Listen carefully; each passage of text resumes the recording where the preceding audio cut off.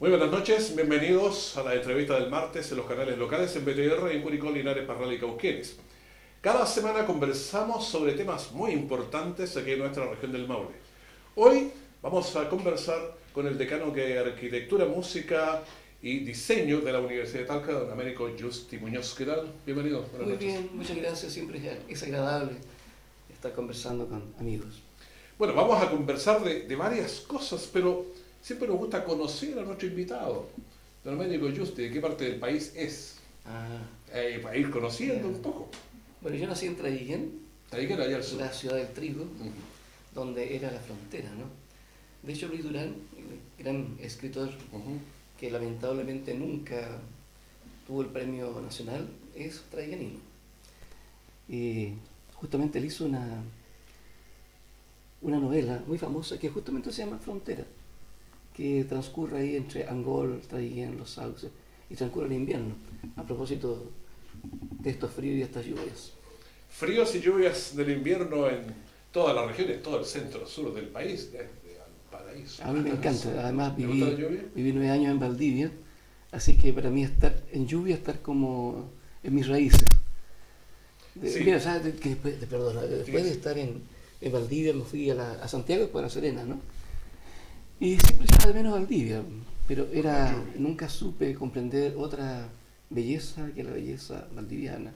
Sí, ¿Y caminar bajo la lluvia? ¿Que le caía ahí o no? ¿Bueno, paraguas o así? Teníamos que caminar bajo la lluvia porque las clases en lo que era y es todavía, la Facultad de Bellas Artes de la Universidad Austral, que queda en la calle General Lagos, al lado del río, siempre nos pillaba la lluvia. Así que siempre había una discusión entre los estudiantes. ¿Qué convenía? ¿Tener ropa gruesa que resistiera la lluvia o tener ropa más delgada para que después rápidamente se secara? Claro. Ahí cruzaban al frente a tomar helado, cosas así, porque había unos helados riquísimos ahí en la biblioteca. No había parte de helado. No, había un colegio, en el colegio inglés. Pero Valdivia es tan hermosa que realmente yo siempre he creído que ellos deberían pagar impuestos por el hecho del privilegio de vivir en una ciudad tan hermosa. Bueno, Valdivia, linda ciudad. Vamos a ir conociendo más detalles. Ahora me interesa más la parte musical. ¿Dónde estudió? ¿Cómo fue la formación? Bueno, mi familia mi abuelo era profesor primario, mi mamá profesora primaria, mis tías profesoras primarias, pues mi hermano profesores primarios. O sea, era todo ¿Usted también el lenguaje, le gustó? Claro.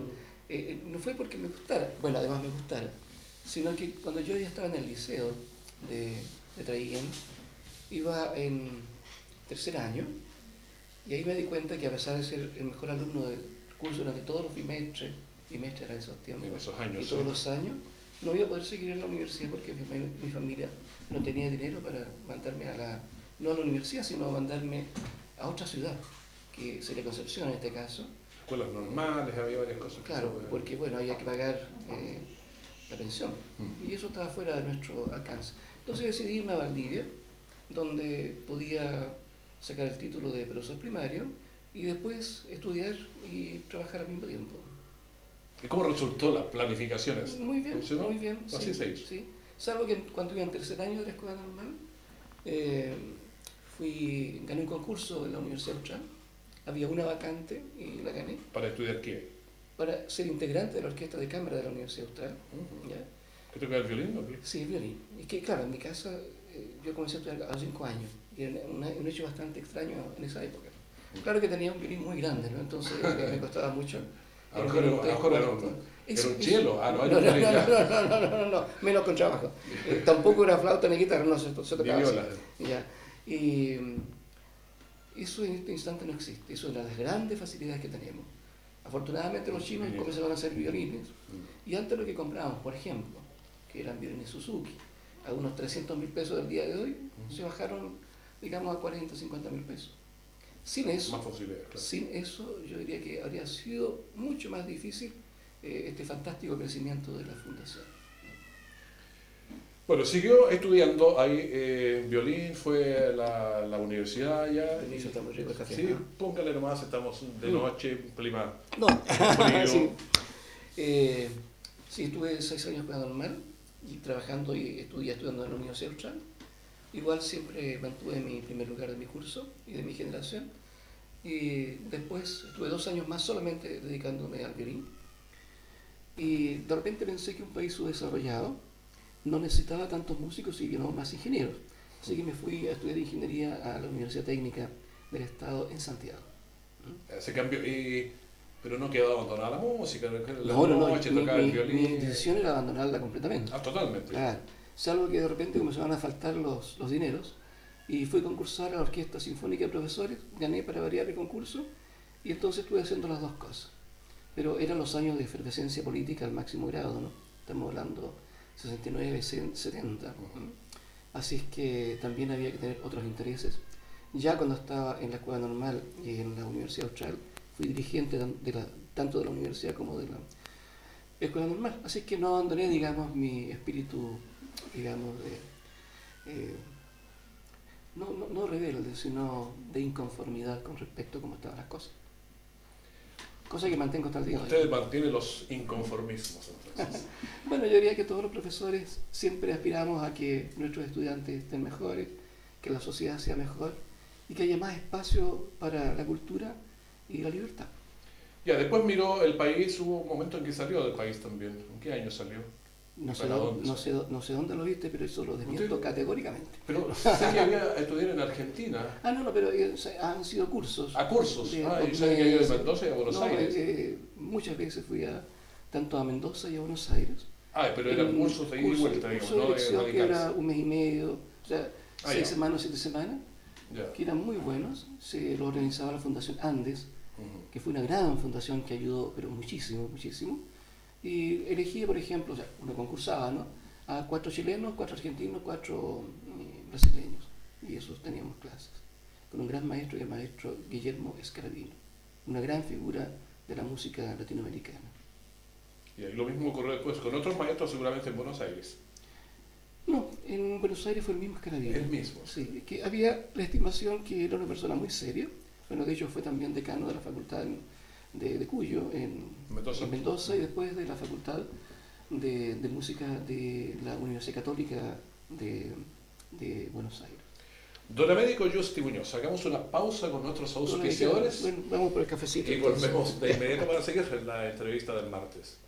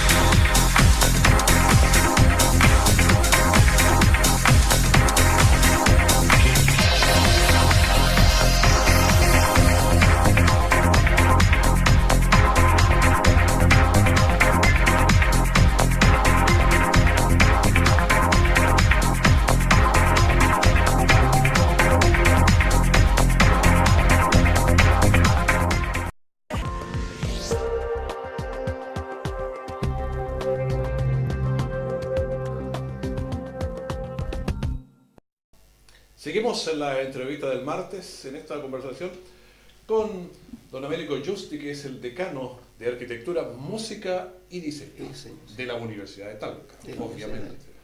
Gran Universidad de Talca. Cada vez mejor. Cada vez mejor. Sí, suena mejor. Muy bien considerado. Yo creo que la gente, cuando hablamos de los niveles que tiene y ha alcanzado la Universidad de Talca, no nos cree.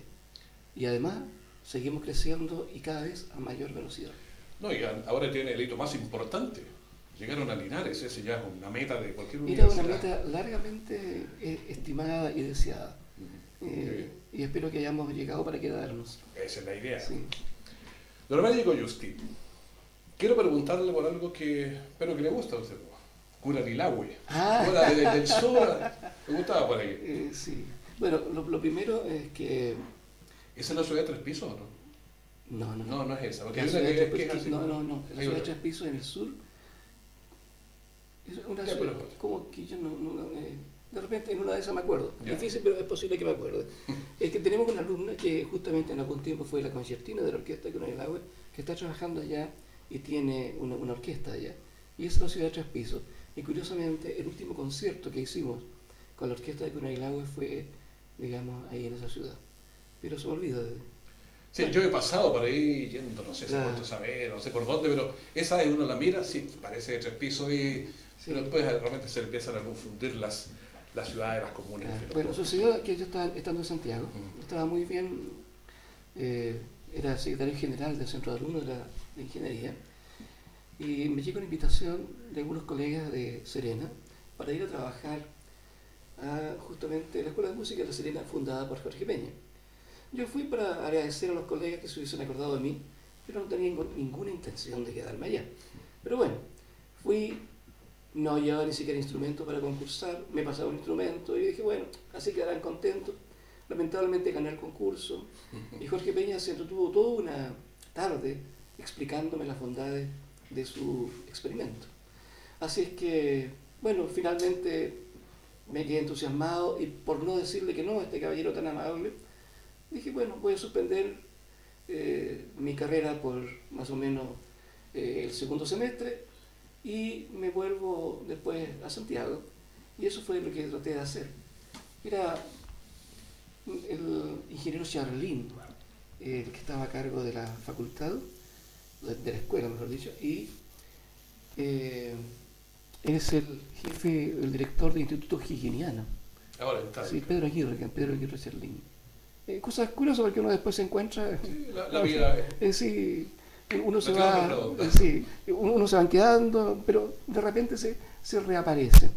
Bueno, después de ahí, tenemos el 11 del 73. Yo ya estaba, mis colegas me habían elegido como miembro del Consejo Normativo y Consejo Directivo de la Universidad de Chile, sede de Serena. Vino el golpe de Estado y ahí fue cuando una de las cosas más horribles que pasaron en esos entonces, fusilaron a Jorge Peña. Eso de fusilarlo está por ahí nomás, pero de que lo mataron, lo mataron. Murió. Y, intoxicación de plomo. Y entonces, bueno, él lo dejaron en una tumba, digamos, con una tumba común, que se llenaba, igual todos los serenenses sabían eso, se llenaba con claveles rojos la tumba de él y de sus compañeros. Me fui a trabajar en el 74, ya estaba saliendo de Chile y de repente me ofrecieron un puesto en la Orquesta Sinfónica de Concepción. Así que ahí llegué a mediados del 74. Y a mediados del 75 faltaban personas que tocaran instrumentos, lo que habla mal también tanto del Conservatorio Nacional como el Conservatorio de la Católica, porque no egresaban tanta gente como para lo que el mercado requería, ¿no? Y yo me acordé de mis exalumnos y le propuse a la persona que dirigía esto, que se llamaba Hagen Gleisner, que aún recuerdo con mucho cariño y afecto, y le digo, mira, hay muchas personas, muchachos jóvenes, estudiosos, serios, que pueden rendir mucho acá. Él creyó, llegaron 2 alumnos que todavía están en la música, y después llegó un director peruano, José Carlos Santos, y bueno, él llevó a otros muchachos de La Serena, y por lo tanto yo me di cuenta que muchos estudiantes que no habían tenido la mejor escuela, porque esta escuela criticadísima a nivel nacional por la Chile y por la Católica, los planes eran malos, los alumnos eran malos, todo era malo, y sin embargo, donde todo era malo, resulta que los alumnos no solamente sabían, sino que ingresaban a las orquestas profesionales y se defendían como gatos de espalda en las orquestas profesionales, y después de Concepción partían a la Filarmónica o a la Sinfónica, los vientos llegaron directamente a la Sinfónica o Filarmónica, y de repente tenemos que gran parte de las orquestas en Chile eran integrados por alumnos de la seriedad. Entonces, la verdad es tan evidente que tuve que preguntarme en algún instante, bueno, significa que lo que preconizaba Jorge Peña y que la orquesta era un organismo donde se aprendía, es decir, era un organismo pedagógico, que hay que tener en cuenta a estas alturas del partido, porque todavía hay gente que no lo entiende, ¿no? ¿Ya? Eso hay que repetirlo muchísimo. Entonces lo repito, la orquesta es un organismo pedagógico. En la orquesta se aprende, y el que enseña, se supone, es el profesor, el director de la orquesta, y él, su principal labor es justamente una labor didáctica. O sea, él convence a los integrantes de una orquesta que es bueno lo que él le está diciendo, y los convence acerca de una unidad, de un criterio de evaluación, de un criterio, digamos, de obra. Y los muchachos de Serena comenzaron a invadir la música en Chile, y en algún instante nos preguntamos, entonces con otros colegas yo los hacía partícipes de estas dudas, si aún así, habiendo malos profesores, malos programas, un ambiente no de excelencia, sin embargo la cosa resultó, quizás cambiando algunas cosas, en vista de la excelencia, esto podría ser mucho mejor. Y entonces, espérate, que la Universidad de Concepción hace un gran regalo a nosotros y termina con su conservatorio. Yo ya era profesor de ese conservatorio, la universidad lo corta a fines de año del año 1982. Y nosotros felices, y yo pienso que hay que rendirle un acto de homenaje a la Universidad de Concepción que haya terminado. Para haber cerrado eso. Porque sin eso no habría sido posible todo lo que vino después. Creamos lo que se llamó el Conservatorio de Música de la Sociedad Bach de Concepción, y comenzamos a implementar programas distintos, que no era nada tirado del otro mundo, solamente que los músicos tenían que tocar a cada rato. O sea, iban los padres, iban las familias, ellos eran el público, y los niños tenían que tocar. Es decir, se hacían en la realidad, en lo que nosotros los músicos sabemos que es la realidad, o sea, hacerse en el escenario. Todos los otros son puros cuentos nomás. Claro. Uno es en el escenario donde realmente las cosas se miden. Ahora bien, ¿qué sucede? Al principio los muchachos, esto de tocar en un concierto frente al público, frente a sus padres, frente a sus otros compañeros, es difícil. Pero a la segunda o tercera ocasión, cuando comienzan a tomar el cariño a los aplausos, entonces es distinto. Hay un instante que ya no hay vuelta atrás, y aquello que de repente les causaba pavor, ya es tan amable, es tan cariñoso, es tan hermoso, que todos exigen tener que tocar. Bueno, cuando uno quiere poner abajo a alguien que tiene capacidades, es imposible. Siempre va a reflotar, siempre va a salir arriba. Es cosa de tiempo nomás. Hacemos una pausa con los auspiciadores y volvemos aquí en esta entrevista del martes.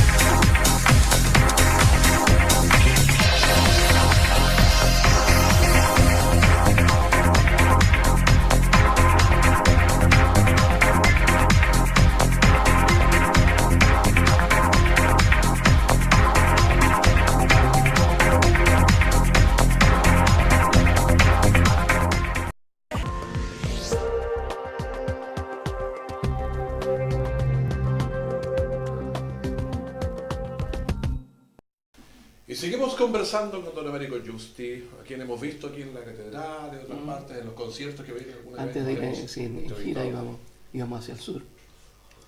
Veníamos de Curanilagua recién.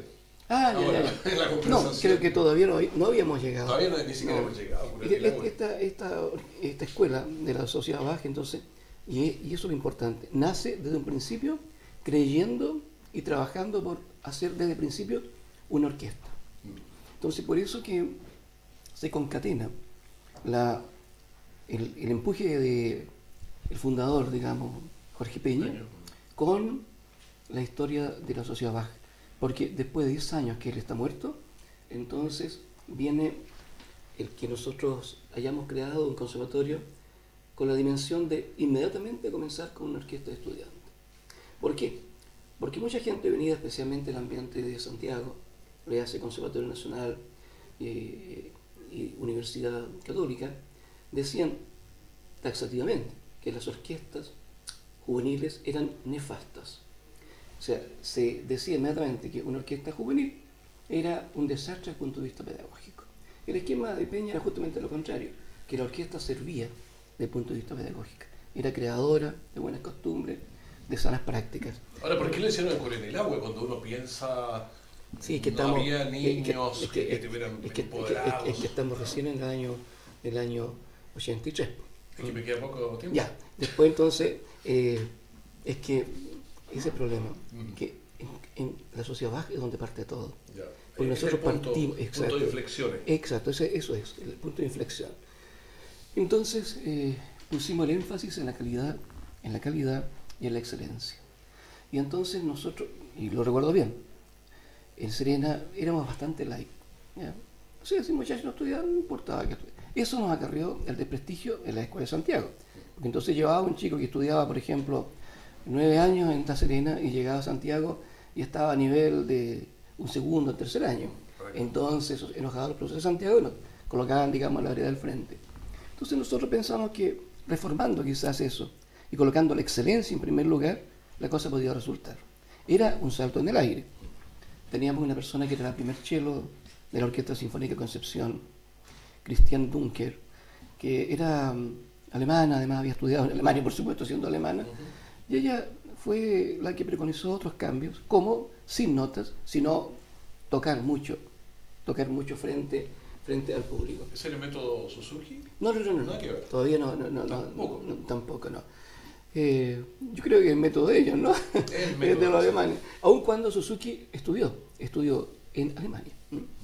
Después dijo que de las 5 horas diarias que estudiaba, 3 estaban de más. O sea, trató de inventar algo que mejorara el sistema. Posiblemente tenga razón. Poco razón. Sí. Bueno, además que una cultura milenaria, digamos, como la japonesa, no tenía por qué rendirle culto, digamos, a los alemanes. También hay algunas cosas que... Bueno, la cosa es que, a pesar de ser un salto en el vacío, fue tan impresionante lo que sucedió desde el punto de vista del entusiasmo de los muchachos. Yo siempre coloco que el entusiasmo es lo principal que tiene que saber el profesor, ¿no? Si uno tiene entusiasmo, el otro viene solo. Hay que motivar. Exacto, e impregnar de ese entusiasmo a los estudiantes. Que el trabajo, que es tan importante para nosotros, se transforma en algún instante, se transforma en pasión. Cuando lo cultural, lo artístico se transforma en pasión, ya pasamos todos los niveles y llegamos hasta el final, donde sea. Pero esa sería la clave. Cosa que por supuesto los profesores primarios sabemos muy bien. Y es la diferencia entre nosotros y los demás. Bueno, eso sin entrar en pelambre. Bueno, ya somos pocos los que quedamos. Entonces, después, la persona con la cual habíamos fundado este conservatorio se fue a Alemania. De hecho, nunca más volvió, porque se quiso llevar toda su familia a Alemania. Y fundamos un nuevo conservatorio, Conservatorio Antonio Vivaldi. También obtuvimos muchos éxitos. Estuve muchos años invitado en las jornadas estelares en Frutillar, en las semanas musicales. También estuvimos en el Colón de Buenos Aires recibiendo críticas tan excelentes que yo no quise ni mostrarlas, porque estoy consciente del poder de chaqueteo tremendo que tenemos los chilenos.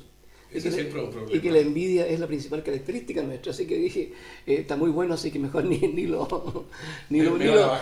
publico, ¿ya?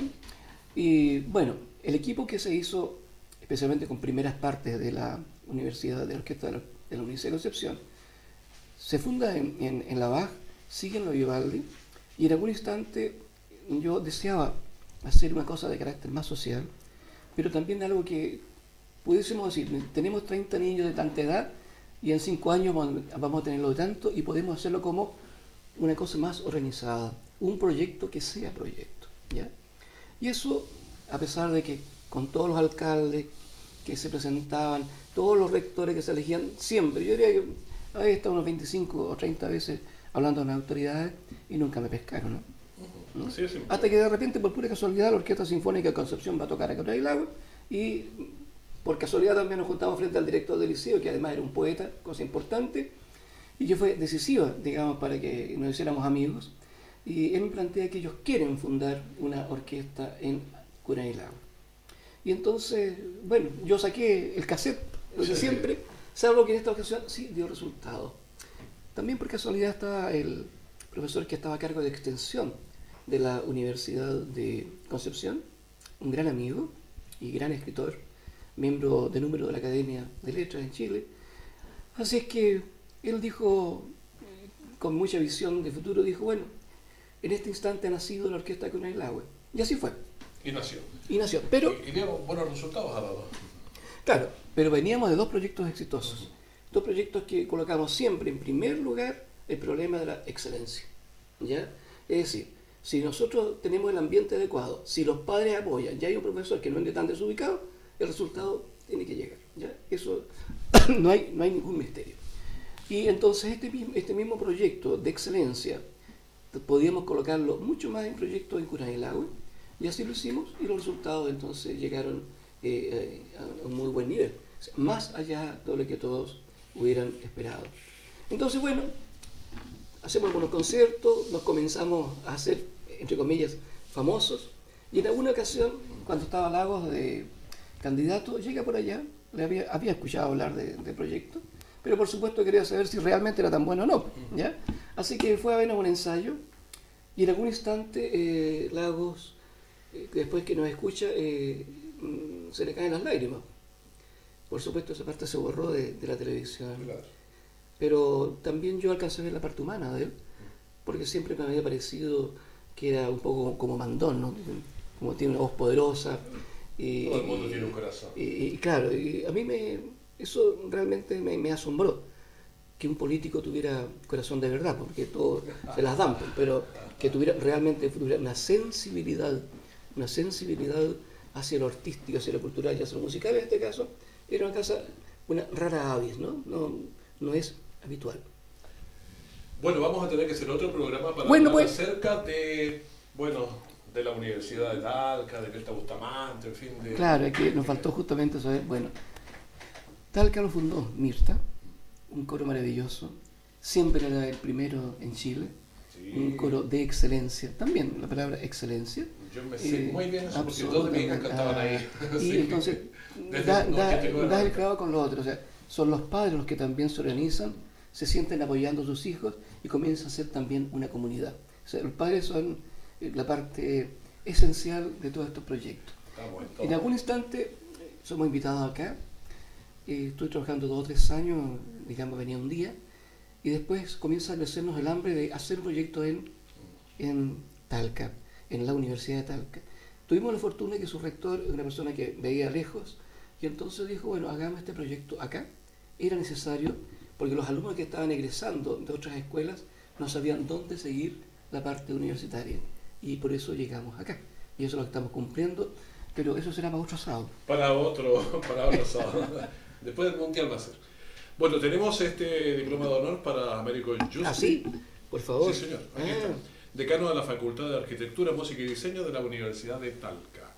En reconocimiento a su valioso aporte a la gestión cultural de Chile y América, proyectada desde las universidades de Cuyo, Católica de Buenos Aires, Oregón de Norteamérica y desarrollada en la creación de importantes orquestas juveniles en Chile, lo que le ha hecho merecedor a destacados premios municipales, regionales y nacionales en el ámbito de la música y la gestión cultural.